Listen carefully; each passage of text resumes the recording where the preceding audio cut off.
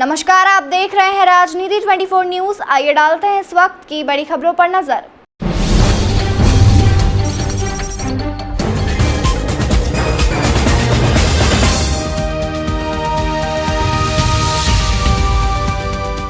भारतीय रक्षा सेनाओं के प्रति जागरूकता बढ़ाने के उद्देश्य से रविवार को आनंद मोहन माथुर सभागृह इंदौर में मां ट्यूटोरियल द्वारा एक प्रेस वार्ता का आयोजन किया गया, जिसे भारतीय रक्षा सेना के रिटायर्ड अधिकारी कर्नल एन.के. माथुर, मां ट्यूटोरियल के डायरेक्टर पंकज भट्ट एवं एनडीए, सीडीएस एवं एएफसीएटी के माध्यम से आर्मी, नेवी और एयरफोर्स में अधिकारी के रूप में सम्मिलित होने जा रहे विद्यार्थियों ने संबोधित किया।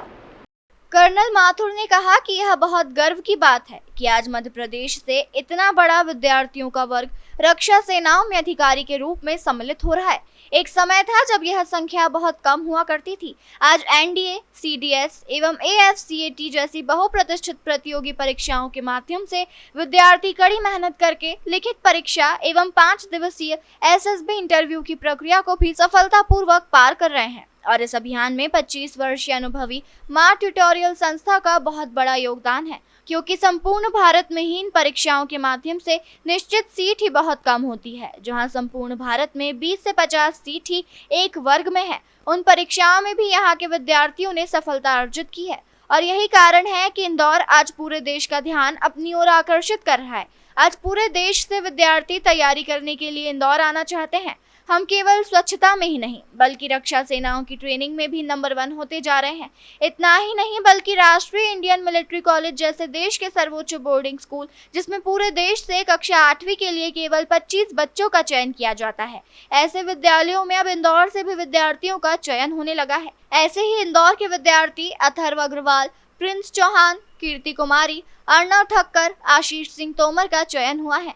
इन्होंने अपनी सफलता का श्रेय संपूर्ण मां ट्यूटोरियल की फैकल्टी टीम, मुख्य रूप से कर्नल एन.के. माथुर, पंकज भट्ट, आनंद प्रकाश शुक्ला, रुद्रेश कर, कंचन, कपिल, गणेश आदि को दिया। संस्था के डायरेक्टर पंकज भट्ट ने कहा कि इस तरीके के कार्यक्रम लगातार आयोजित होना चाहिए, जिससे भारतीय रक्षा सेनाओं में अधिकारी के रूप में जाने के लिए विद्यार्थियों को प्रेरणा मिले एवं अभिभावक इस दिशा में भी अपने बच्चों को बढ़ चढ़कर हिस्सा दिलाए।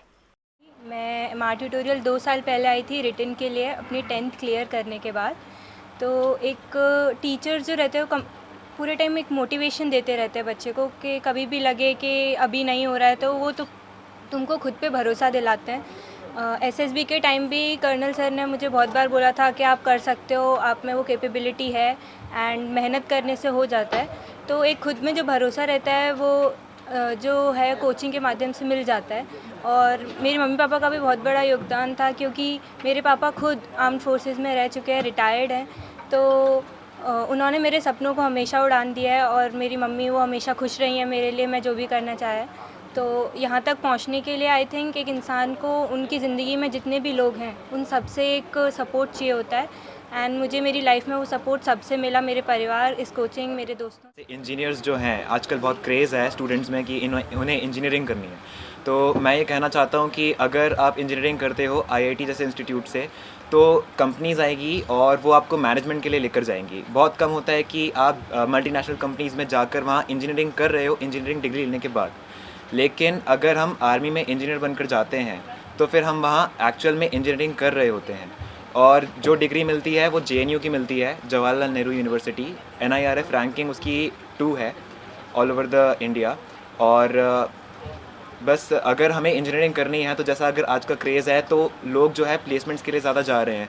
अगर वो इंजीनियरिंग करना चाहते हैं तो अगर रिसर्च में ज़्यादा स्कोप अगर वो टारगेट करते हैं तो उन्हें ज़्यादा फ़ायदा होगा। आपकी सफलता में मां ट्यूटोरियल का क्या योगदान है, क्या दिखता है? जैसे एक रॉकेट को उड़ान के लिए लॉन्च पैड की ज़रूरत होती है, वैसे ही हमें भी एक प्लेटफॉर्म की ज़रूरत थी जो कि हमें मां ट्यूटोरियल से मिला। जैसे कि कर्नल सर और मिस्टर पंकज भट्ट सर, उन्होंने हमें एक डायरेक्शन दी, उस डायरेक्शन पर हम चले जिसकी वजह से हमें सफलता मिली। प्रोग्राम होता है जिसमें हम सफलता सेलिब्रेट करते हैं, तो आप लोग ज़रूर पहुंचते हैं। हमारे बीच में आर्मी, नेवी, एयरफोर्स ज्वाइन करने की जो परीक्षाएं होती हैं, एनडीए, सीडीएस, एफकेट, इन सभी परीक्षाओं में सफल हो चुके विद्यार्थी मौजूद हैं जो अब रक्षा सेनाएं ज्वाइन करने जा रहे हैं। तो मैं बहुत उत्साहित हूं। हमारे बीच में प्रिंस मौजूद हैं, हमारे बीच में अथर्व अग्रवाल मौजूद हैं जिनका सिलेक्शन RIMC के लिए हुआ है, जहाँ पूरे ऑल ओवर इंडिया में 25 सीट हैं केवल। एनडीए और टेक्निकल एंट्री स्कीम के लिए चयनित हुए हमारे बीच में प्रिंस चौहान मौजूद हैं। हमारे बीच में एयरफोर्स एकेडमी के लिए सिलेक्ट हो गए और सीडीएस एग्जामिनेशन भी क्लियर कर लिया, वो भी सिलेक्ट हो गया, आशीष सिंह तोमर मौजूद हैं। हमारे बीच में अर्नव ठक्कर मौजूद हैं, जहाँ पूरे ऑल ओवर इंडिया में केवल 32 सीट्स हैं सीडीएस के माध्यम से इंडियन नेवी एग्जीक्यूटिव ज्वाइन करने की, वो अर्नव ठक्कर क्लियर कर लिया है, वो ज्वाइन करने जा रहे हैं। हमारे बीच में कीर्ति कुमारी मौजूद हैं, जहां एनडीए में पूरे ऑल ओवर इंडिया में लगभग 19 सीट्स हैं। हमारे बीच में कीर्ति कुमारी मौजूद हैं, जिन्होंने रिटर्न एसएसबी दोनों क्लियर कर लिया। तो मैं अपने आप को बहुत अभिभूत समझता हूं कि कर्नल एन के माथुर साहब का मार्गदर्शन हमको प्राप्त हो रहा है, जिनके द्वारा ट्रेन किए बच्चे, ये विद्यार्थी अब इंडियन आर्म फोर्सेस एक अधिकारी के रूप में ज्वाइन करने जा रहे हैं।